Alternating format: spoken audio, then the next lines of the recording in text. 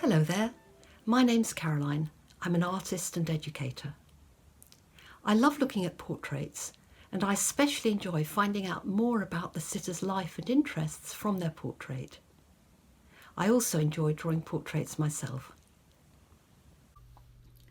I've chosen this portrait of Barbara Ward from the National Portrait Gallery, London, for us to look at. We'll learn more about Barbara Ward, then I'll introduce a short drawing activity that we could try together.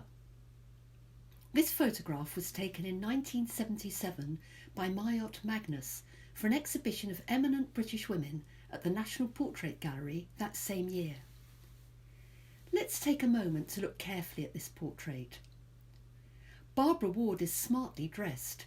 She's 63 years old here, sitting on a haystack in a large field in Hampshire with a majestic tree in the background.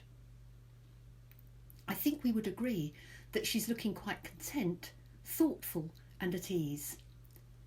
Barbara Ward was an influential economist, writer and public speaker. We could say that she was ahead of her time in being particularly interested around 60 years ago in the care of the environment and concern for the well-being of all humanity. She's seen by some as a pioneer of sustainable development. Travels to West Africa and India convinced Barbara Ward that in order for everyone to have a decent standard of living, richer countries should commit a certain amount of their wealth to the developing world.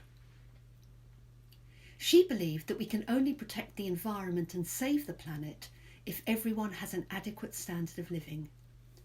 In one of her books she wrote, "We have forgotten how to be good guests, how to walk lightly on the earth as other creatures do." Maybe we can understand now why Mayotte Magnus chose to photograph Barbara Ward outside in the open air, surrounded by countryside. I've chosen to focus on the tree in this photograph. Let's close our eyes for a moment and imagine looking up into a spreading tree. Let's think about the strong muscular shapes of the branches in winter, fresh fragrant blossom in spring, rustling green leaves in summer, then brightly coloured autumn leaves fluttering gently to ground. Let's listen out for the scurrying of insects and birds singing. Let's open our eyes again and take a look at the shapes made by branches of some other trees which I discovered on recent walks. All different shapes with overlapping branches and such interesting spaces between. For our drawing activity, you'll need a few sheets of A4 paper and a pencil. You may also like to use a ballpoint, gel pen or coloured crayons, but they're not essential. Watch for a moment as I start to draw a branching tree. Do pick up a pencil and join me when you feel ready. You might like to draw some of the shapes you can see here, or make up your own. Let's relax and enjoy concentrating on the shapes we're choosing to make, the branches we're creating, some straight, some curved, overlapping each other, some large, solid, hefty, side branches becoming ever smaller, thinner, spindly. There's no right or wrong way to do this. Every tree is unique. Now you have your basic shapes, let's think about the patterns created by bark on our tree. You might have a favourite, or you might like to create your own patterns on your tree trunk and branches. Let's take time to experiment with different patterns and mark making to make the tree our own.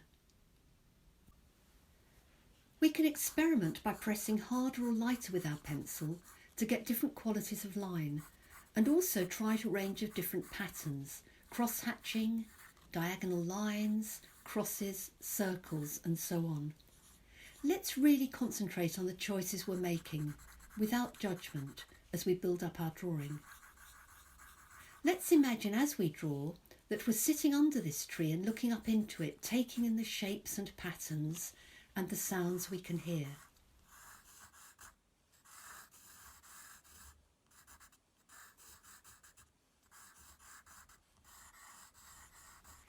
Please do continue with this as long as you like, relaxing into your drawing and enjoying the patterns taking shape.